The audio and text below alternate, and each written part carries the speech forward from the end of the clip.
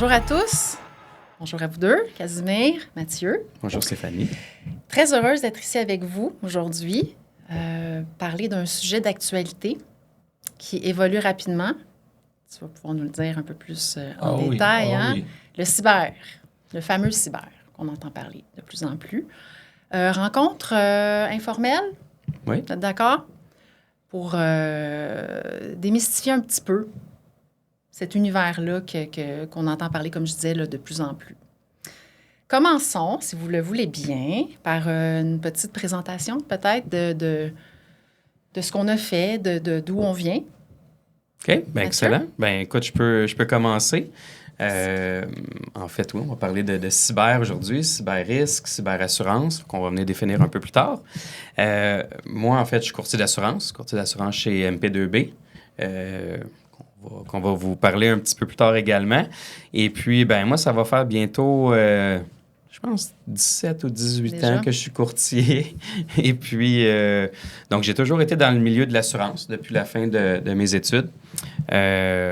Bon, l'assurance était également quelque chose qui était dans la famille. Donc, mon père était courtier, mon grand-père était courtier. Mais je dis était, mon père est toujours courtier. Oui. Et puis, mon grand-père était également courtier d'assurance. Donc, on a toujours été dans ce domaine-là. C'est un domaine qui évolue, qui est intéressant, qui est dynamique. Donc, c'est mon parcours. Sinon, au niveau des études, moi, j'ai étudié en administration. Et puis, bien évidemment, je suis tombé un peu dans l'assurance. C'était pas le choix durant les études, mais les opportunités ont fait en sorte que l'entreprise familiale est devenue tranquillement attrayante. Et puis, après avoir fait quelques stages chez des compagnies d'assurance en étant aux études, le volet du courtage m'a vraiment intéressé. Parfait. Je vais m'introduire. Mon nom, c'est Casimir Legrand. Je travaille chez Coalition. Fait que toi, t'es pas chez MP2B. Non, je suis pas chez MP2B. Moi, je suis chez Coalition. On est un cyber-assureur spécialisé, justement. On fait juste une chose chez Coalition, c'est des cyber-risques. On a au-delà de 100 000 détenteurs de police là, chez Coalition. Puis mon rôle, vraiment, c'est de développer auprès des courtiers la coalition pour que, justement, quand ils vont au marché pour une police d'assurance cyber, qu'ils pensent à l'envoyer à coalition. Puis, comme Mathieu t'a dit, on aboutit dans l'assurance, c'est toujours un peu de manière particulière. Moi, j'ai fait des études en droit, je suis devenu avocat. Puis, mais de par des contacts communs, j'ai su qu'il y avait des avocats aussi qui travaillaient dans le domaine de l'assurance, puis qui n'étaient pas juste du côté réclamation, c'était des courtiers. Là, j'ai eu l'introduction dans un bureau de courtage où est-ce que j'ai passé environ 2 ans. Puis j'ai vraiment découvert que, en assurance, c'est pas juste de trouver la police la moins chère. Non, puis ça englobe beaucoup de choses. C'est ça, exactement. Puis il y a beaucoup de challenges quand même reliés à l'assurance, peu importe la ligne. Fait que là, j'ai travaillé en tant que courtier pendant quelques années, spécialisé dans les cyber-risques à travers ça. Puis c'est comme ça que j'ai abouti là, chez Coalition. Oui. Parfait. Bien, puis Coalition, tu veux juste nous parler rapidement de qui est Coalition? Qu'est-ce qu'ils font dans le marché? Oui, c'est un assureur, mais ils viennent de où? Puis, oui, tout à fait. Coalition, on a été fondé en 2017. Donc, on est une entreprise assez nouvelle. On est en jargon d'assurance, on est ce qu'on appelle un MGA. Donc, on travaille avec d'autres assureurs qui nous backent. Dans le fond, le papier sur lequel on émet la police et la personne ultimement qui paye la réclamation, c'est d'autres compagnies d'assurance. Fait que nous, on est comme le front. Ça, c'est si je peux expliquer rapidement ce que ça fait un MGA. Puis, dans le fond, Coalition, on a été fondé à San Francisco. On est partout à travers les États-Unis. On est arrivé au Canada anglais il y a 4 ans. Puis là, dans les derniers 6 mois, là, au mois de juillet de cette année, on est arrivé au Québec. Donc, tout le volet là, francophone pour la première fois de l'entreprise. Puis, au-delà de ça, c'est qu'on adresse un problème. C'est ça pourquoi la coalition a été fondée. C'est pour adresser un problème où est-ce qu'on peut pas juste prendre de la... parce que beaucoup de compagnies d'assurance en ce moment regardent le problème des cyber-risques avec des outils et une manière de le regarder comme si on était en 1990 ou dans le début des années 2000. Fait que c'est comment que nous, on regarde avec des outils de cybersécurité pour mieux comprendre le risque. Ces outils-là, on va en parler un petit peu plus tard. Ouais, On va absolument. dire Absolument. c'est quoi les services que vous mettez en place pour arriver avec une offre qui est un peu différente là, du marché. Mais je pense qu'on a une section qu'on va bien Très définir importante. ça. Je trouve que c'est, Parfait. ça va être intéressant. Stéphanie, toi, ton parcours, ça ressemble à quoi? En fait, Stéphanie Roy, courtier d'assurance depuis presque 9 ans, avec un parcours académique en communication, en droit aussi un petit peu, un peu comme toi, pas avocate, mais le droit notarial, avec un intérêt à travers des années, un intérêt marqué pour les procédures, la loi, le monde des affaires aussi. Donc, ce qui m'a amené à un peu ce qui vous relie aussi à l'assurance, le chemin un peu naturel qui s'est tracé vers l'assurance de dommages, puis le courtage aussi. Parce que je me suis aperçue avec les années que mes intérêts, la communication, les ventes, je retrouvais ça en assurance de dommages, surtout dans le courtage. Oui. C'est bien. Ouais. Ouais. C'est un peu le... Puis c'est vrai que le défi est tout autre là, que de juste vendre une police. Il y a le contact, ça englobe beaucoup de... Contact humain avec les entrepreneurs, les gens qui sont en affaires. Donc, tu sais, on agit comme conseiller avec eux. Puis souvent, ça va dépasser le mandat de courtier. Mais je pense que c'est important. Puis c'est pour ça qu'on s'entoure de professionnels à tous les niveaux. Là. Donc, en fait, je vous remercie d'être là. C'est merci. super apprécié. Casimir aussi de t'être joint à nous. Oui, mais ça. Donc, je peux peut-être juste parler rapidement de MP2B. On est qui? Pour les gens qui nous écoutent, MP2B, on est un cabinet de courtage. Donc, dans le fond, on représente les compagnies d'assurance qui sont des assureurs canadiens, des assureurs au Canada, dans le fond. Donc, on peut assurer tous les entreprises québécoises, canadiennes dans leurs opérations. On assure également les particuliers et on fait aussi beaucoup de cautionnement pour les entrepreneurs en construction en grande majorité. MP2B existe depuis 1994 et puis a suivi quand même une évolution là, importante. On est rendu un cabinet d'à peu près 70 personnes et puis on dessert une clientèle qui est principalement des gens d'affaires, donc des entreprises. Oui. Et c'est pourquoi le cyber est rendu le cyber-risque est rendu un risque qu'il faut discuter avec nos clients, qu'il faut adresser, qu'il faut évidemment leur parler d'assurance cyber-risque, qui est une façon de prévenir ces risques-là. Oui. Donc, c'est vraiment le but de notre discussion d'aujourd'hui, c'est de mettre les gens à l'aise puis essayer de leur démystifier surtout ce milieu-là. Par les termes, hein? Pas les termes, mais les volets qu'on va aborder aujourd'hui. C'est sûr qu'il y a de la matière pour faire plusieurs heures qu'on ne fera pas ensemble aujourd'hui, mais vraiment Ceux qui en veulent plus, ils peuvent nous contacter. Oui, tout à fait. Ça, c'est certain. Ça va être parfait. On va pouvoir s'asseoir avec eux et en parler pendant plusieurs heures. Mais les 4 volets qu'on voulait ensemble pouvoir démystifier, comme tu as bien dit, par rapport à la cybercriminalité, la cybersécurité, puis la cyberassurance. Il y a vraiment des particularités là, importantes à mettre en lumière, puis surtout quand survient une attaque. On entend parler beaucoup des plus grosses entreprises, mais vraiment à plus petite échelle, comme j'ai dit au début, il faut en parler de plus en plus. C'est un peu ça qu'on voulait faire ensemble aujourd'hui. Puis l'après-attaque, tout ça, pouvoir essayer de rendre retour à la normale, démystifier, puis rendre ça un petit peu plus concret, parce que ça évolue, comme on disait, tellement vite que ça sera démystifié aujourd'hui, maintenant. Puis à partir de là, on sait que ça va évoluer, mais ensemble aujourd'hui. Good. Je voulais également qu'on vienne spécifier que certaines données qu'on va partager aujourd'hui viennent d'une étude dans le fond qui a été réalisée par l'Association canadienne des courtiers d'assurance. C'est une association qui est représentée par, dans le fond, qui représente l'ensemble des courtiers au Canada, plus de 41 000 certifiés à travers le Canada. C'est une association que je m'implique beaucoup personnellement, étant sur le conseil d'administration. Et cette étude-là a été réalisée pour amener des données, amener de l'information à tous les courtiers qui travaillent avec des entreprises à travers le Canada pour démystifier, faire bien comprendre les risques de cyber et également comment bien conseiller leurs clients. Cette étude-là a été faite en collaboration avec KPMG. Et donc, si vous parlez à votre courtier, que ce soit chez MP2B ou autre, ben, c'est des ressources qui sont disponibles pour eux dans le marché. Il y a beaucoup de faits de cette étude-là. C'est vrai, je voulais également juste mentionner qu'il y a également des lois importantes à garder en tête quand on parle de cyber.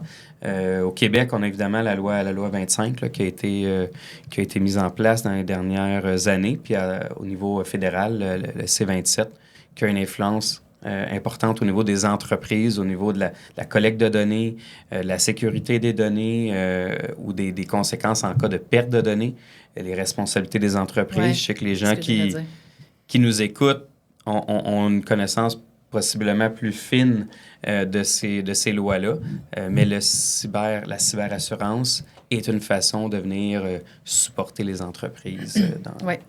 On va parler tout à l'heure. Hein? Oui. Ouais, très important. Donc, si on aborde notre premier, on va appeler ça notre premier bloc, qu'on va venir démystifier un peu, c'est quoi les cyber-risques actuels? C'est quoi qui se passe on va dire, dans l'univers cyber, les entreprises, tu sais, pourquoi ils sont ciblés? Tu sais, c'est qui cible les entreprises? De où ça vient? Toi, es-tu capable de nous en parler un peu, Casimir? Oui, tout à fait. Donc, les cybercriminels, on va aussi référer à eux comme étant, bien évidemment, des hackers, mais sinon, dans le milieu vraiment de l'assurance, on les appelle des adversaires. Eux, finalement, leur but, c'est de venir monnayer une attaque. Donc, il y a différents moyens de monnayer une attaque. Il y a la fameuse fraude du président, où est-ce que moi, je pourrais me faire passer pour... disons, je suis un adversaire, je me fais passer pour Mathieu et j'envoie des instructions à la comptabilité. Puis, souvent, comment que j'ai accès pour pouvoir me faire passer par Mathieu, c'est que j'ai hameçonné, par exemple, ou du phishing qu'on appelle. Donc, j'ai été capable de soutirer ces informations d'utilisateur et de mots de passe pour, par exemple, son courriel. Et puis là, je suis capable d'envoyer des instructions frauduleuses à la comptabilité, de dire MP2B, on achète un nouveau cabinet d'assurance, par exemple, peux-tu transférer 2 millions de dollars à cette adresse-là? Donc, ça, c'est... Mais l'hameçonnage, quand tu dis ça, là, ça veut dire que c'est le phishing, on va comme tenter des choses pour voir la vulnérabilité. Est-ce que c'est un petit peu ça? C'est pas tant pour voir la vulnérabilité, je te dirais. C'est plus pour voler, justement, des identifiants. OK. Donc, c'est pour trouver c'est quoi le mot de passe qu'un utilisateur utilise. Donc, phishing, on va à la pêche à quelqu'un qui va faire une erreur, exemple, dans une entreprise. Cliquer sur un lien. C'est ça. Les fameux courriels qu'on reçoit tous là, à chaque jour, là, c'est... De changer son mot de passe, par exemple. Exact. Ça, c'est du phishing. C'est ça, exactement. Okay. Fait que ça, c'est courant, là. Très courant. OK. Nous, chez Coalition, on voit énormément de pertes reliées à la fraude de transfert de fonds, donc, qui est la conséquence, généralement, du phishing. La perte moyenne qui est transférée, c'est 200... À notre dernier rapport de réclamation, c'est 297 000 le transfert moyen, la perte moyenne pour les entreprises. Donc, il y a des moyens pour s'en prémunir, mais c'est pour ça que c'est important d'en parler. Beaucoup de gens... tu sais, puis je sais pas pour toi, Mathieu, mais des gens qui disent, ou de tes clients qui disent, mais moi, j'en ai pas de risque. Oui. Moi, il y a beaucoup d'entreprises qui disent, qui vont dire, on fait affaire avec des fournisseurs externes qui sont hébergés cloud, là, que ce soit par peu importe le fournisseur. Mais on le voit avec un exemple comme celui-là, tout l'aspect phishing, mais cet aspect-là ne dépend pas de sa cybersécurité ou de ses fournisseurs. Parce que ça dépend de l'aspect humain à l'interne même d'une entreprise. Donc, tu sais, la formation, la sensibilisation de chacune des équipes dans les entreprises est super importante pour que les gens soient au courant de faire attention à tout ce qui est l'accès à leurs données ou quand ils reçoivent un courriel, de reconnaître qu'est-ce qui est un courriel légitime ou pas, parce que les pirates deviennent de plus en plus sophistiqués dans leur type d'approche, dans les courriels ressemblent de plus en plus. Ils vont étudier la façon d'un utilisateur d'écrire. Tu sais, avant, on recevait des courriels, c'était même pas dans la même langue. Tu sais, on le voyait tout de suite. Mais maintenant, il peut y avoir des hackers qui ont accès à ta boîte depuis des semaines. Ils vont regarder comment tu évolues. Tout à fait. Pour prendre le style. Tu sais. En fait, même maintenant que l'arrivée, Stéphanie t'en a parlé un peu, que les cyberrisques, c'est pas un risque qui est stagnant, c'est un risque qui évolue. Avec l'arrivée de l'intelligence artificielle, sont capables finalement de prendre le style d'écriture d'une personne, le mettre dans le faire process. Méprendre, là. Oui. C'est exactement. Okay. Puis ensuite, ça va vraiment sonner comme si c'est la personne avec qui je parle à chaque jour par courriel qui m'envoie ces instructions-là. Donc, c'est ça. C'est bon que tu nous mentionnes ça. Ben, en tout cas, on en parlera à la fin au niveau du futur, mais ça déclenche plein de choses moi, dans mon imaginaire de risque futur, mais je pense que c'est intéressant. Comme deuxième, je pense, cyber risque que les criminels vont faire. En fait, je pense que c'est principalement ce qu'on va avoir, les rançongiciels, qu'on voit beaucoup. Oui, les rançongiciels ou le ransomware ou la cyberextorsion, c'est tous des termes pour dire la même chose. Donc, ça, c'est on vient encrypter l'ensemble d'un système de l'assuré. Il n'y a pas accès. Tout ce qui va apparaître souvent, c'est un chat sur son ordinateur avec soit un lien ou c'est directement un chat avec un message d'un adversaire qui va dire tu as 72 heures pour payer une rançon de 800 000 sinon, on met tes informations sur le dark web. Puis comment ils ont accès, normalement, au système? Tu sais, par où les hackers vont accéder? C'est-tu c'est principalement suite à quand ils détectent des vulnérabilités. Donc, des vulnérabilités, c'est essentiellement ce que c'est que chaque logiciel qu'une entreprise utilise, il est codé. Puis, il va y avoir de la cybersécurité qui est reliée à ça. Par contre, les adversaires, ce qu'ils essaient souvent de faire, c'est de trouver des failles dans ces logiciels-là. Puis, quand ils sont capables de trouver une faille, là, ensuite, ils peuvent l'exploiter. Donc, c'est pour ça qu'on parle beaucoup de patching. Patching dans le jargon de cybersécurité, c'est de faire les mises à jour de sécurité principalement reliées au logiciel. Donc, quand il y a des vulnérabilités qui sont critiques, facilement exploitables, là, ils sont capables de rentrer dans les systèmes de l'assuré, déployer. L'assuré, là, on parle de l'entreprise. Là, c'est ça, exactement. Parce qu'ils ne sont pas nécessairement assurés. C'est ça qu'on veut leur dire. Ouais, c'est important de s'assurer. Exactement. Mais, bon, voilà. Puis là, ensuite, on déploie un ransomware.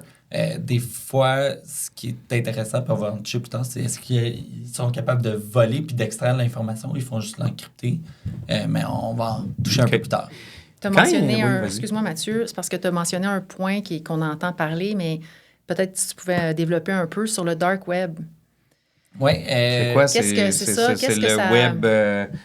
le web clandestin. Clandestin, ouais. OK. Comment on va là-dessus? C'est-tu... Je suis pas J'aimerais ça. Je ne mentirais pas, je suis pas un expert du dark web. Ce que je sais par contre, c'est que les adversaires s'en servent justement pour transiger, pour voler des données.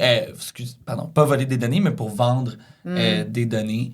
Quand je disais le rapport, puis je pense qu'il sort un bon point, c'est que maintenant, il y a eu beaucoup de données qui ont été volées. Donc, le prix a énormément baissé sur le dark web. Donc, c'est pour ça aussi que maintenant, ils vont préférer simplement vraiment avoir se faire payer la rançon. Fait qu'ils vont peut-être pas nécessairement vendre les données sur le dark web parce que la valeur a énormément baissé. Sur le dark web aussi, ils peuvent acheter différents... donc, il y a le ransomware as a service, où est-ce que tu peux acheter, dans le fond, des rançongiciels directement là, sur le dark web. Avez-vous, est-ce que, exemple, un autre risque serait là, des cyberterroristes ou des gens qui veulent voler des informations importantes à des entreprises? Ça également, je pense que c'est un risque qui pourrait se... Tout à fait. pourrait se matérialiser. Là. C'est ça. Donc, on a parlé de groupes d'adversaires qui sont plutôt des... Si je peux faire l'allusion à des entreprises privées, mais aussi, on a des groupes d'adversaires qui peuvent être le gouvernement, que ce soit principalement le gouvernement russe, iranien, nord-coréen, chinois.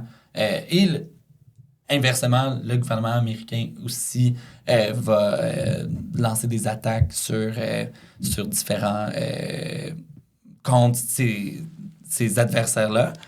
Nous, ce qu'on a vu chez Coalition, quand la guerre en Ukraine a commencé, on a ce qu'on appelle des honeypots. C'est des faux serveurs qui simulent, dans le fond... avec ces faux serveurs-là, on est capable de voir ce que les hackers scannent. Fait que vous attirez des... Exactement. Des ours à la chasse, des honeypots. Oui, exactement. Donc, okay. on vient lure in les adversaires dedans, puis on voit pourquoi qui scannent. Donc, quand que la guerre en Ukraine a commencé, nos honeypots ukrainiens, ce qu'on a commencé à voir, c'est qu'il y a eu beaucoup de scans pour essayer de trouver de l'information critique sur l'infrastructure, par exemple. Donc, c'est quoi les systèmes d'eau, de gaz, d'électricité? On a vu beaucoup d'activités reliées à ça.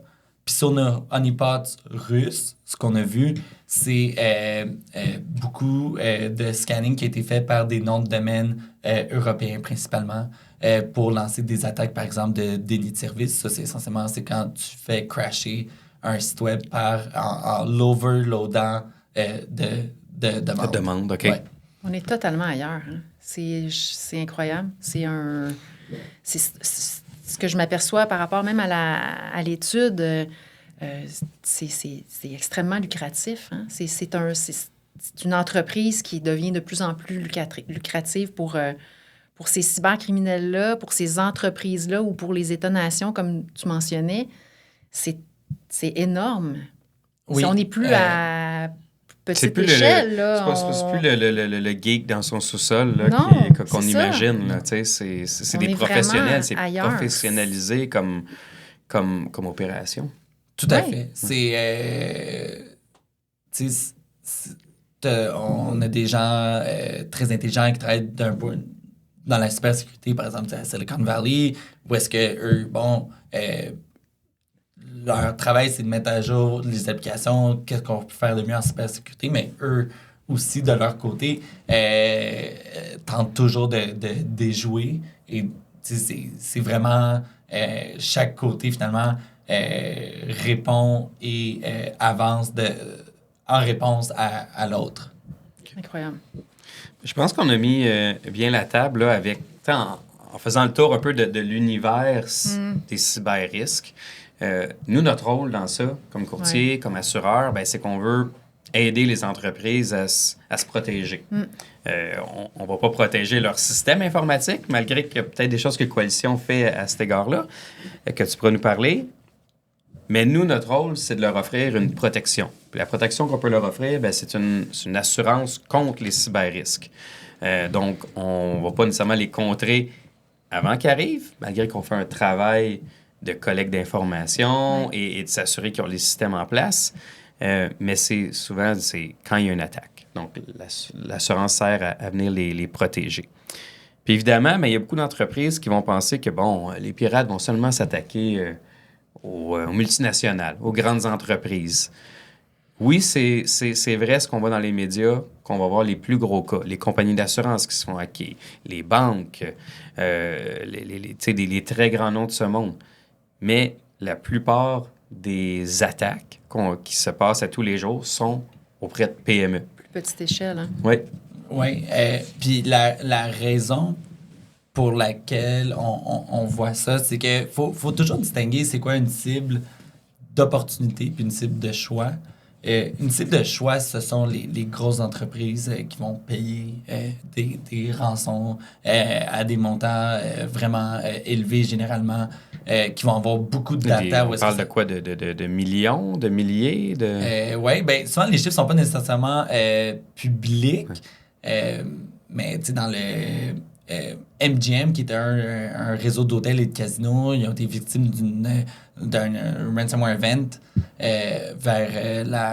au mois de novembre-décembre de 2023. Les gens ne pouvaient même plus rentrer dans leur chambre à 3 heures du matin. Leur clé ne fonctionnait plus. Puis, eux, c'est une entreprise dans les milliards. Pour rentrer dans les systèmes de cette entreprise-là, c'est beaucoup plus... Il y a de la complexité. Ils ont des gros budgets de cybersécurité. Par contre, le montant de ce qu'on a entendu, du moins dans l'industrie de l'assurance, c'est que leur taux d'à peu près 100 millions y a passé. Leur taux d'assurance, leur limite d'assurance sur lesquels il y avait différents assureurs, y a passé. Donc, il y a raison de croire que... Donc, l'événement aurait coûté aux compagnies d'assurance, donc en réclamation, pratiquement 100 millions de dollars. C'est ça. Donc, c'est C'est assez important. Fait que ça, c'est le cas extrême. Ça, c'est le Oui, cas c'est ça. extrême. Mais quand on regarde les plus petites entreprises, la grosse différence, c'est que c'est rare que la cybersécurité, c'est... Puis, je mentirais pas, même des fois, je les comprends. Il y a tellement d'enjeux en ce moment, que ce soit la main-d'œuvre, l'inflation, la hausse des coûts des matériaux, la compétitivité dans le marché, qu'après ça, la gestion de risque... Puis dans la gestion de risque, après ça, de parler de cyberassurance, ça ne devient pas nécessairement une priorité pour beaucoup d'entreprises. Donc, ça fait en sorte que ce sont des cibles d'opportunité. Donc, c'est un adversaire. Ils scannent le web de manière continue, eux. Et quand ils voient des vulnérabilités critiques qui sont facilement exploitables, c'est là qu'ils essaient de rentrer dans les systèmes d'une entreprise. Souvent, ils demandent aussi une rançon qui va être reliée à la taille de l'entreprise. Donc, ils ne vont pas nécessairement demander une rançon de 50 millions si ton chiffre d'affaires, c'est 1,3 million. Fait que quand il y a une opportunité qui se présente, ben là, ils vont aller définir un peu leur demande. C'est exactement. Pour ça. essayer d'augmenter leur potentiel d'être payés. Tout à fait. Est-ce que je me trompe en disant que, justement, les plus petites cibles sont de plus en plus nombreuses parce que elles sont plus faciles à aller finalement générer une rançon qui va être payée? Parce que c'est certain que si on le ramène à notre quotidien de courtier, les PME, elles entendent parler de toutes ces grosses compagnies, pour ne pas les nommer, là, qui ont vécu ce genre de situation-là. Mais si on le ramène à nos clients, est-ce que je me trompe en disant qu'il va y avoir et qu'il y a de plus en plus de petites sommes, mais plusieurs petites sommes qui sont payées, qu'on ne parle pas nécessairement, mais qui existent actuellement? Oui, tout à fait. Que c'est là qu'on dit que les PME sont à risque, qu'il faut se détromper, là, de dire que ça n'arrivera pas aux PME. Exactement. Puis ce qui est plate dans tout ça, c'est que nous, on a le data, ça arrive. Vous, j'imagine qu'en tant que courtier, des fois, vous avez des clients à qui vous avez possiblement proposé de la cyberassurance ou vous avez commencé à engager une conversation, puis ils disent non. Puis là, il y a un ça m'intéresse déclenchement pas. quand il arrive quelque chose. Mais C'est ça, Là, ils exactement. reviennent vers nous. Ah oui, tu m'en as parlé. Justement, il est arrivé quelque chose que je veux te partager. OK. Mais là, tu sais, puis il n'y a rien de mal. Des fois, c'est un événement mineur, on l'espère, tu sais, mais au moins qui va ouvrir la discussion suite à ça. Ça ne fait pas en sorte qu'on ne peut pas assurer les entreprises parce qu'arrive un petit événement ou même si c'est un événement qui peut être un peu plus majeur, on peut après ça rentrer en ligne de compte. C'est certain qu'il va y avoir une multitude de facteurs qui vont être vérifiés, qui devront être mis en place par l'entreprise pour s'assurer de leur sécurité, tu sais. C'est exemple, le facteur numéro 1, tu sais, avant même là, quand on veut regarder une entreprise si elle est assurable en cyber-risque. On va parler de l'authentification à double facteur. Peux-tu, Stéphanie, ou qui est à l'aise de nous définir c'est quoi? Veux-tu y aller, Stéphanie? En fait, c'est simple comme avoir deux, comme chez MP2B. Oui. Donc, en fait... C'est une double authentification. Mais est-ce que toutes les entreprises ont ça? Non, mais c'est ça, exactement. C'est ça, moi, c'est ça ma question. Donc, ça, c'est le facteur numéro 1. Après ça, on vient...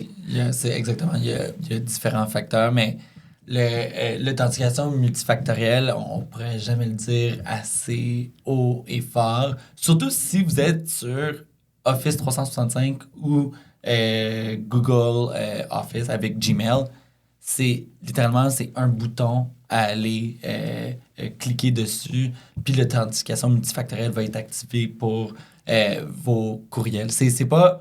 ça ne requiert pas un investissement massif de changement d'infrastructure. C'est une solution tellement simple qui peut tellement vous sauver là, du pétrin, là, vraiment.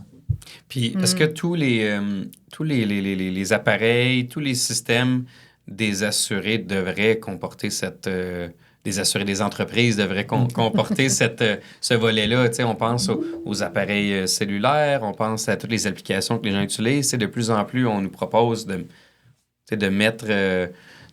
comment dire?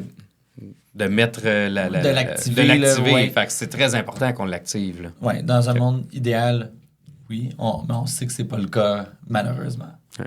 Ça serait quoi les autres facteurs, d'après toi, importants, comment dire, de base, là, disons, pour une entreprise là, qui veut se prémunir d'une assurance cyber? L'authentification, si on parle de PME, l'authentification multifactorielle pour les courriels, pour l'accès à distance aussi. Donc, quand on se connecte à distance puis qu'on a accès à un bureau virtuel, que justement, il y a le MFA là-dessus, mais ultimement aussi que... C'est quoi un bureau virtuel? Excuse-moi. Là. C'est... Juste qu'on définisse des fois certaines... C'est essentiellement, une technologie là, qui te permet, avec ton laptop, justement, de te connecter à ton bureau à distance. Avec le télétravail, qui a été créé avec la pandémie, je pense. Je pense qu'il a été de plus en plus utilisé par beaucoup d'entreprises.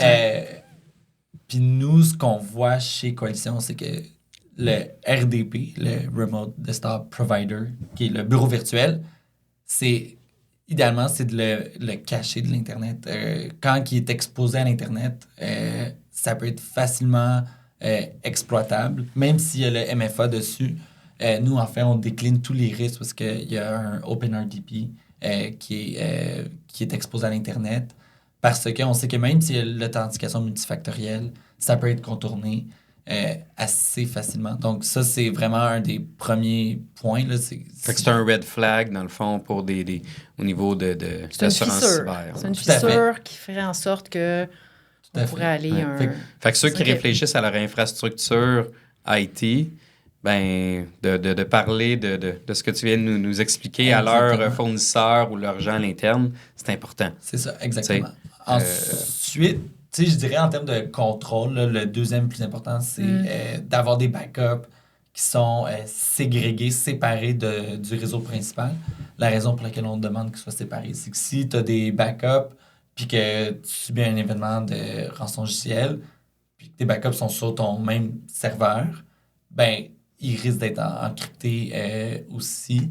Donc, finalement, tu n'as pas de backup. Fait que ça, c'est le deuxième. Là. Fait que, tu sais, authentification multifactorielle, number one, des backups ségrégés. Puis ensuite, là, on peut commencer à avoir une discussion là, avec un cyberassureur. Oui. Stéphanie, toi, dans ton day-to-day, à tous les jours, avec les clients, est-ce que tu remarques qu'il y a de plus en plus d'entreprises qui t'adressent la question des cyber-risques, qui veulent avoir une discussion? Y a-t-il une prise de conscience ou pas assez? Pas assez. Pas assez, pas OK. Fait qu'évidemment, c'est notre rôle, nous autres, d'en parler un peu plus.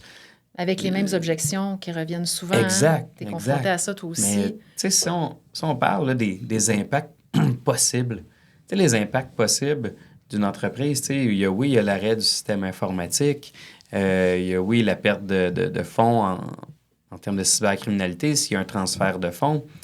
Si on parle d'une entreprise manufacturière, as-tu un exemple de cas? Qu'est-ce que ça peut causer, une cyberattaque? Oui. Le premier volet, c'est à toujours penser, c'est OK, j'ai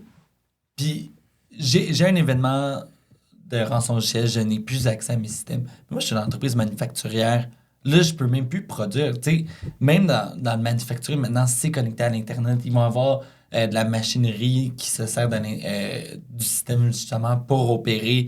Si on est un centre de distribution, on va scanner les différentes palettes qui rentrent, qui sortent. Puis tout ça, c'est relié à un système informatique. Donc là, il y a le volet d'interruption des affaires que souvent les gens oublient. C'est que, oui, je suis victime d'une rançon, j'ai une rançon à payer. Puis après ça, mais pendant ce temps-là, moi, je suis pas en train d'opérer. Les coûts peuvent s'additionner vraiment rapidement. Je peux perdre vraiment de la business, surtout si je fais pas un produit qui est unique nécessairement.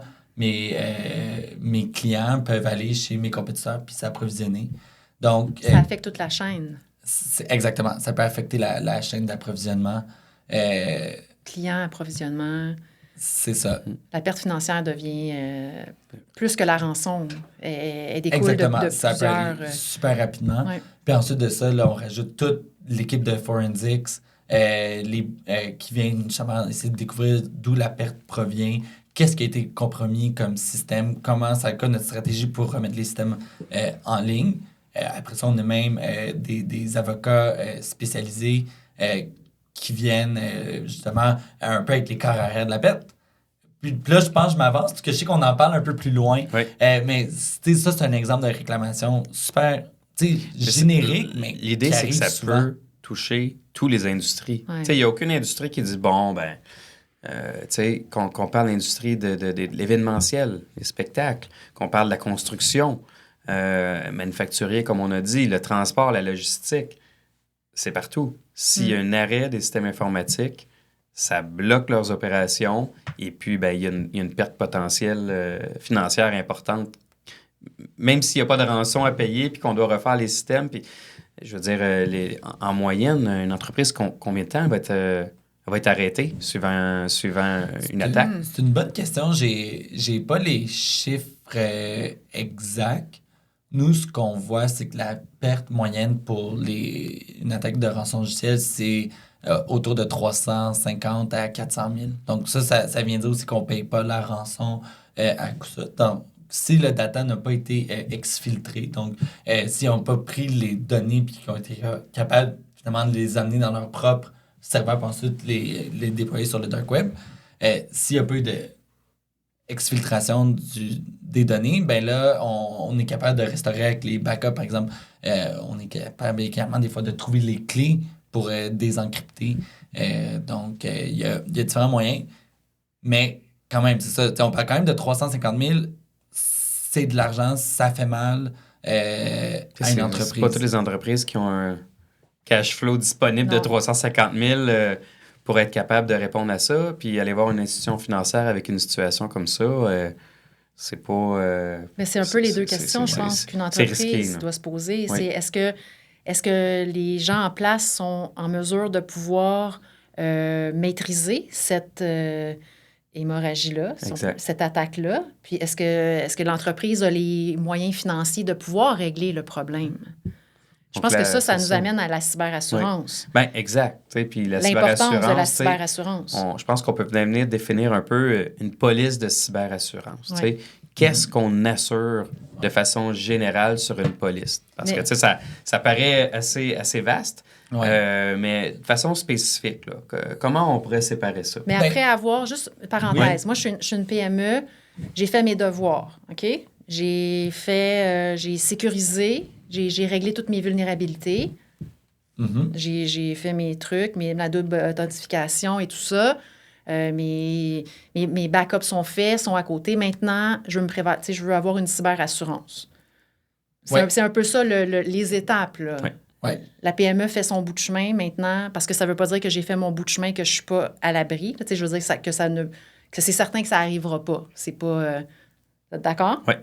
À partir de là, la cyberassurance. Moi, je suis une PME. Exactement. Pas oublier son courtier. Non, parce qu'en fait, tous les compagnies d'assurance qui offrent du cyberrisque travaillent avec des courtiers. Je pense qu'il faut le rappeler. Les entreprises doivent absolument travailler avec un courtier pour ce volet-là. Ouais. Puis... première étape. Oui. Mais non, mais on est une équipe. On est une équipe. On peut aller voir un assureur généraliste, qui fait du direct, qui va peut-être avoir un avenant, une extension de garantie qui va couvrir un peu... que l'avenant va s'appeler assurance cyberrisque, tout ça. Mais quand tu c'est un avenant. puis que tu le donnes à ton courtier, il faut dire... C'est pas suffisant. T'es pas vraiment couvert. Tu payes pour ça. Ça va peut-être coûté... Pour une PME, ça va peut-être coûté 500-700$ par année, mais tu n'as à peu près aucune couverture. Puis tu vas te trouver à participer dans ta perte aussi parce que les limites vont être insuffisantes. Là. Donc, une vraie assurance cyber, là, comment ça se définit? C'est quoi les 3 sections principales là, qu'on vient assurer? La première, c'est tous les dommages première partie, qui sont les dommages directs qu'un assuré va venir encourir suite à un cyber-incident. Donc, c'est on peut dire un assuré, parce qu'il s'est procuré une police. Oui, c'est bon. Oui. Il a fait les étapes. Oui. Exactement. Fait que là, ça, on en parle depuis le début. En fait, on n'a parlé que de ça. C'est vraiment la rançon, tes coûts d'interruption des affaires, tes coûts pour restaurer tes systèmes, tes coûts pour négocier la rançon, trouver aussi d'où la perte provient, qu'est-ce qui a été volé, tes coûts de notification aussi, on l'oublie. Mais on doit parfois notifier des tiers. On peut devoir notifier nos employés. Donc, tous ces coûts-là sont reliés dans tes dommages. Première partie. Ensuite, on a le volet... Est-ce que le vol par transfert de fonds est également dans cette section-là? Ça dépend de la manière que la police est construite. Nous, c'est pas tout à fait dans cette section-là, mais ce serait l'équivalent d'un dommage première partie parce que c'est des coûts directs que l'entreprise subit simplement pour se remettre en état. Donc, si je faisais une allusion à une police d'assurance traditionnelle, c'est vraiment la couverture pour tes propres biens. C'est un feu... la police bâtiment. Exactement, c'est ça. Parfait. Fait que là, c'est ça, tout le volet fraude de transfert de fonds, ça, c'est toujours important de le regarder. C'est pas toutes les entreprises, les compagnies d'assurance qui l'offrent. Mais comme j'ai mentionné plus tôt, il y a beaucoup de pertes qui sont reliées à ça. Puis finalement, on a le volet vraiment responsabilité civile qui est relié justement à notre exposé numérique. Ça, disons, tu as été victime d'une fuite de données initialement, puis que tu n'aurais pas notifié les personnes concernées. Là, tu pourrais faire l'objet d'une poursuite ou même, disons, même si tu les as notifiées, mais qu'on voit que tu as été vraiment négligent dans ta manière d'agir. Des employés, par exemple, qui se trouveraient que leur numéro d'assurance sociale a été volé pourraient intenter soit une poursuite, un recours collectif. Ils pourraient se sentir lésés. Okay. Exactement. Fait que tout tiers qui se sent lésé, qui poursuit l'entreprise, dans le fond, cette section-là de la police d'assurance viendrait les défendre et éventuellement payer une indemnité à ces tiers-là? Exactement. C'est exactement ça. Puis au Québec, les frais de défense sont en dessus de la limite, là. Puis ça, c'est pour toutes les polices d'assurance responsabilité civile. Fait que c'est la même chose aussi là, pour une police d'assurance cyber-risque. Parce qu'on peut rappeler que dans la police d'assurance responsabilité civile générale des entreprises, pas en cyber-risque, le cyber-risque est exclu. Donc, c'est pour ça qu'on doit venir chercher cette police spécialisée-là. Y a-t-il d'autres choses qui est couvert? J'imagine que oui, mais... mais on a parlé de perte de revenus, si je ne me trompe pas. Oui, la perte de revenus, ça s'additionne vraiment rapidement. Nous, en fait, quand on a une entreprise manufacturière qui est victime d'une rançon, disons, une entreprise qui fait 52 millions de revenus dans le manufacturier, on pourrait... Règle de 3 rapide, c'est 1 million par semaine environ de revenus. Fait qu'ils ne produisent pas pendant 2 semaines. C'est une perte potentielle de 2 millions de dollars juste là, d'un point de vue interruption des affaires. Donc, les entreprises manufacturières là, sont les premières à vouloir, quand il y a un super incident qui survient, là, à se dire OK, il faut que je me remette en état tout de suite parce que je perds trop d'argent. Fait que là, c'est là qu'on regarde. Aussi, ce qui est intéressant, les cyberistes, un cyber-incident, ça se passe super rapidement. C'est pas des réclamations, là, par exemple, en produit. Ton produit disons, aurait causé un dommage à un tiers. Disons, moi, je suis un manufacturier, alimentaire, il y a eu des intoxications alimentaires. Là, ça cause un dommage à un tiers. La poursuite va rentrer, ça va prendre du temps, puis tout ça. En termes d'assurance cyber-risque, ça se règle assez rapidement. Mais c'est intense. C'est pas pour dire que c'est pas intense. C'est une situation vraiment stressante pour l'entrepreneur qui subit le cyberincident. Mais souvent, des fois, en intérieur de 2 semaines, c'est réglé. Mais on se retrouve peut-être avec quand même une perte que l'assureur a payée de peut-être 50 000, 100 000, 300 000. Est-ce que je me trompe en disant que la rapidité vient faire toute la différence dans, justement, les points qu'on voulait aborder, là, l'avant-attaque puis l'après, là? Cette prise en charge-là qui est tellement, tellement importante, autant en tant que courtier pour aider nos clients, mais la prise en charge que l'assureur cyber... Donc, il fait quoi, tu sais, le client, là, c'est ce que tu faisais? Oui, Qu'est-ce qu'il fait, le client? Là, il arrive le matin, là, que ce soit le contrôleur ou l'employé qui arrive, là, puis là, wow, l'écran est noir avec la petite fenêtre là, qui dit vous êtes attaqué, rançon à payer. Là. C'est quoi l'étape 1? Oui. Puis en fait, même pour ce que je dis souvent des courtiers, on s'est souvent demandé as-tu un guide d'industrie pour telle industrie? C'est quoi son risque? Telle industrie, c'est quoi son risque? Mais moi, je dis tout le temps au courtier, faites juste demander à votre client, OK, comme l'exemple que tu viens de donner, Mathieu. T'arrives pour te loguer le matin, c'est un écran noir. Qu'est-ce que tu fais? Puis qui demande de payer une rançon. Là, t'appelles ta personne TI. Non, le téléphone ne fonctionne pas. C'est quoi ton plan par la suite? La plupart des entreprises n'ont pas un plan de réponse aux incidents. Mais ça, c'est quelque chose d'important à préparer. Oui. OK. Ouais. Les principales parties, en fait, là, qui peuvent le préparer, ce sont des avocats. Des fois, ça peut peut-être être la firme TI de l'assurer, mais principalement, je travaille avec un cabinet conseil, là, vraiment, que ce soit un avocat ou des comptables là, qui pourraient peut-être venir justement aider à élaborer ce plan-là. Mais quand il y a une attaque, moi, j'ai un client... Dans notre quotidien, j'ai un client qui a une police cyber. La première chose à faire, c'est d'appeler le numéro sur ta police d'assurance. Rapidement, prise en charge de votre côté avec toute votre équipe. C'est ça, exactement. Exactement. Donc, on a une personne aux réclamations qui va prendre l'appel. Il y a différents moyens de communiquer avec l'assureur.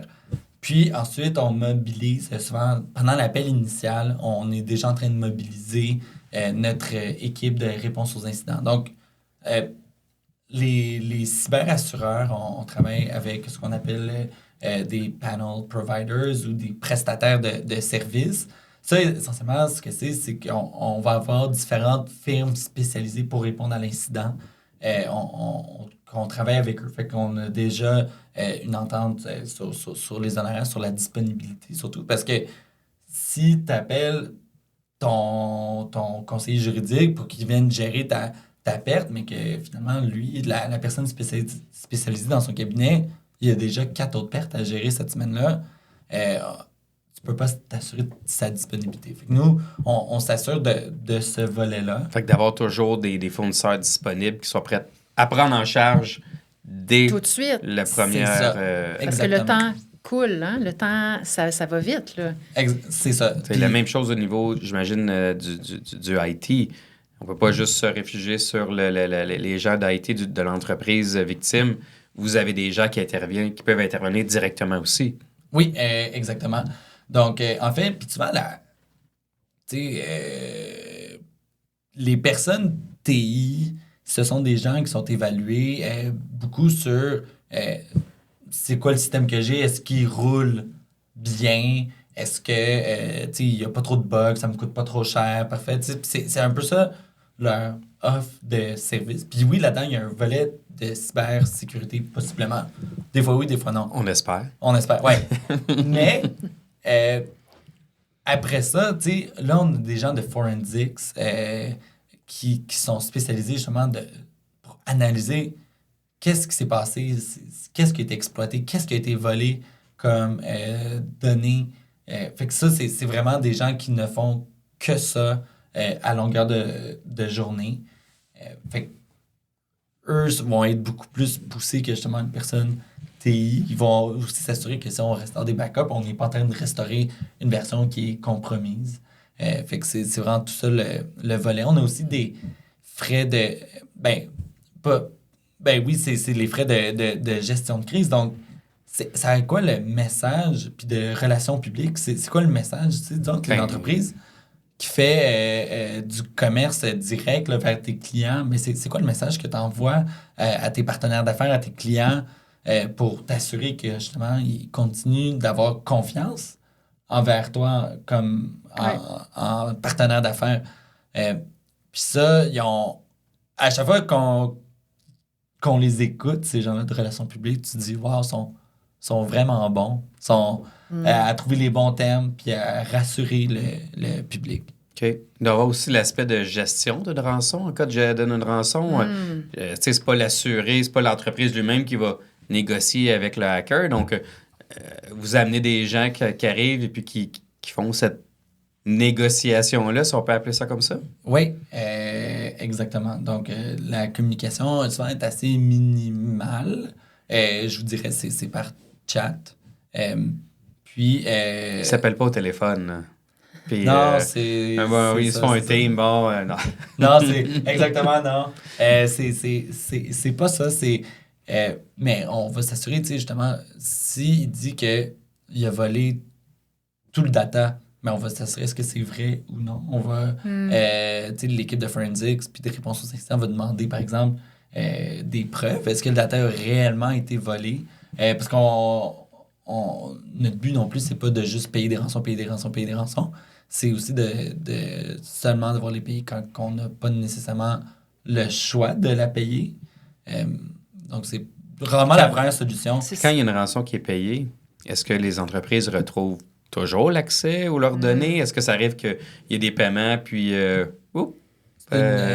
c'est des bons hackers et ils ont une bonne parole d'expérience qu'est-ce que ça ressemble l'environnement? C'est que ce sont des entreprises, ces adversaires-là. Puis c'est juste que leur modèle d'affaires fonctionne seulement s'ils donnent la clé pour désencrypter. Parce que si ils se retrouvaient à pas la donner, cette clé-là, puis la rançon avait, par exemple, été payée, ben aucun cyberassureur et aucune entreprise serait encline à dire moi, je vais payer la rançon si j'ai aucune garantie que ce groupe-là d'adversaires va me donner parce que les la groupes clé. S'identifient. Oui, exactement. C'est quelque chose. Puis, comment les paiements se font? C'est des paiements en crypto-monnaie? Puis, est-ce que c'est l'assuré qui doit débourser ces fonds-là? Est-ce que c'est l'assureur qui les débourse? Comment ça fonctionne? Ça dépend des compagnies d'assurance. Donc, il y en a certaines qui sont capables de payer les fonds directement pour l'assuré. Il y en a d'autres que c'est sur base de remboursement des fonds. Donc, c'est vraiment propre à chaque assureur de comment que c'est fait. Fait que c'est un point super important à valider pour nous comme courtier quand on travaille avec une entreprise au niveau des couvertures d'assurance. Est-ce que l'assuré devra débourser les fonds et ensuite se faire rembourser? Ce qui peut être quand même un challenge assez important dans le cas de montant important versus une police qui paye. Moi, ce que je sais, c'est que la police de coalition paye pour l'entreprise. C'est ça, exactement. Si la décision est prise de payer. Exact, c'est ça. OK. Ensuite, on est encore après l'attaque. Disons, l'attaque est sous contrôle. On a, espérons pas payer une rançon, mais bref, on a repris les données, on a su ce qui s'est passé. Qu'est-ce qu'un assureur comme coalition ou nous comme courtier, c'est quoi qu'on devrait faire, conseiller à nos clients à partir de là? J'imagine qu'il va y avoir des correctifs ou peut-être des améliorations au niveau de leur infrastructure, de la formation au niveau des employés, s'il y a eu, exemple, un transfert de fonds par exemple, la fraude du président. Je pense que ça va passer par là. Comment comment rassurer l'industrie, puis tous leurs clients. Est-ce que tu l'as déjà vécu avec un client dans les derniers mois? Vous en êtes où là-dedans? C'est une bonne question. Là, je peux pas rentrer en détail sur non, mais je veux pas un exemple précis, mais plus ce qui se passe après, oui. Dans le fond, l'assurance, le but de l'assurance, c'est vraiment de couvrir un risque. Et si le risque en question se produit, la police d'assurance va venir remettre en état la personne ou l'entreprise qui est assurée. Donc, nous, justement, on va travailler pour indemniser notre client pour qu'il se retrouve dans la même situation comme s'il n'y avait pas eu d'attaque. Par contre, bémol là-dessus, c'est vraiment aussi de... Tu sais, l'attaque, on sait qu'elle a eu lieu. On va s'assurer qu'il y ait des meilleures mesures qui sont prises pour pas qu'un événement comme ça se reproduise. Ce qu'on peut dire, c'est une position qui est assez partagée par les différentes personnes avec qui je travaille, que ce soit d'autres gens chez d'autres assureurs ou même chez des courtiers. C'est qu'une entreprise qui a été victime d'une cyberattaque, généralement, va avoir des meilleurs contrôles après, ou du moins on l'espère, mais souvent c'est tellement un événement difficile que ces entreprises-là subissent qu'elles s'assurent que elles vont prendre beaucoup de mesures par la suite pour s'assurer que ça se reproduise plus. Donc souvent, des fois, une entreprise qui a été victime va se retrouver à avoir une cybersécurité qui est dans du best in class. Qui veut dire? Ouais, ce qui est difficile, des fois, on utilise trop de termes anglais, là, mais qui est une cybersécurité là, qui est vraiment dans comme une formule étendue ou quelque chose comme ça, un peu, le terme... Non, plutôt simplement qu'ils vont avoir les meilleurs contrôles de cybersécurité. Okay. Donc, ils vont investir plus, dans le fond, dans leurs mesures de protection. C'est ça, parce qu'ils ne veulent pas que ça réarrive. OK. Parce que c'est ça, la police est là, mais la police d'assurance est là vraiment en dernier recours. Il ne faut pas que ça soit un premier recours. Tu sais, à moins la personne a dit, si je fais de la fraude d'assurance, tu demandes à quelqu'un, tu te dis, est-ce que tu as aimé ça que ta maison brûle? Non. Mais c'est ce que j'allais dire. C'est rarement une bonne expérience. C'est ça. Exact. Fait, bref, je pense qu'on a fait un bon tour de l'industrie, ensuite des polices. Qu'est-ce qu'on peut offrir aux entreprises? Je pense que ça évolue rapidement. Les produits évoluent rapidement. Nous, on l'a vu comme courtier.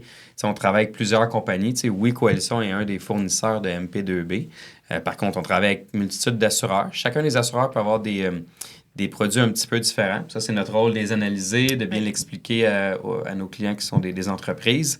Puis, chaque assureur a aussi un appétit pour différents types d'entreprises. Donc, dans notre analyse, on en prend connaissance puis on propose le meilleur produit. Ça peut arriver aussi à l'occasion que 2 assureurs vont être nécessaires pour assurer une entreprise. Si on a besoin d'une limite d'assurance plus élevée. Fait que c'est quelque chose qu'on peut offrir. Dernier point, je pense que ça serait intéressant qu'on aborde au niveau légal ou au niveau transactionnel dans une entreprise.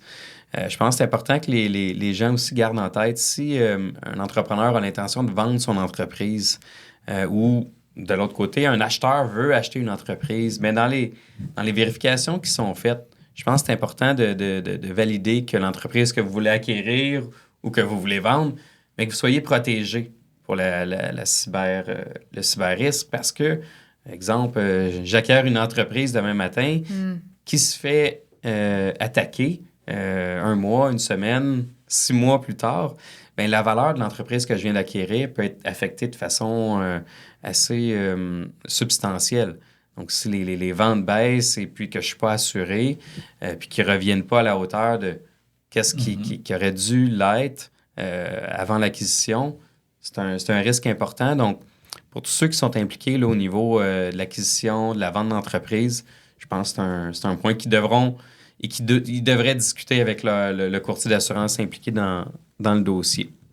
Parce que au niveau du coût d'acquérir une police versus les conséquences, je pense que c'est vraiment, vraiment important d'en tenir compte. Oui, tout à fait. C'est lié à la santé de l'entreprise, et la continuité. Tout à fait. ça peut être tant du point de vue d'une police d'assurance. Tu sais, disons, moi, je suis entreprise A, j'achète entreprise B. Ça peut être tant du point de vue que l'entreprise B, que par exemple, je vais acquérir, elle a peut-être un problème de capacité d'assurance d'un point de vue juste de ses biens. Disons que c'est dans le secteur manufacturier, puis qu'il n'y a pas de gicleur, t'as que genre des investissements de 200, 300, 400 000 à faire juste pour mettre à niveau. Mettre à niveau, Tout à fait. exactement. Oui. Mais aussi, fait que ça, c'est du point de vue des risques traditionnels, mais d'un point de vue d'assurance cyber, c'est que on se rend compte que finalement, tous les contrôles dont on a parlé, ils n'ont pas ça en place. Ça peut avoir aussi des coûts de les mettre en place, donc c'est aussi là, à considérer. Là. Excellent. Oui, intéressant. Avez-vous peut-être un mot de la fin, Stéphanie, Casimir, quelque chose là, pour venir mettre, comment dire, wrapper notre discussion sur tout ça, là? Ben, avec un peu tout ce qu'on a dit, ce que je retiens, c'est que on n'est pas on pense ça très loin, inaccessible. Tu sais, que ça arrive juste aux autres, mais il faut se détromper. Faut vraiment, je l'ai dit d'entrée de jeu, c'est d'actualité. Il faut être conscient puis d'accepter que ça fait maintenant partie de notre quotidien. Oui. Puis ça va l'être de plus en plus. C'est un un risque peu qui est là ça. et qui va demeurer. Oui, Je pense que tu le dis bien. c'est un peu Oui. ça. Ben, Je sais pas vous, là, mais c'est Oui. un peu ça que ça me... Ben, je suis 100% d'accord avec toi. C'est un risque, c'est ça qui est présent. Les entreprises peuvent être de plus en plus, peu importe la taille, peu importe la classe de risque de ce qu'ils font. Tu sais, les entreprises dépendent des technologies. Donc, c'est de bien comprendre cette dépendance-là.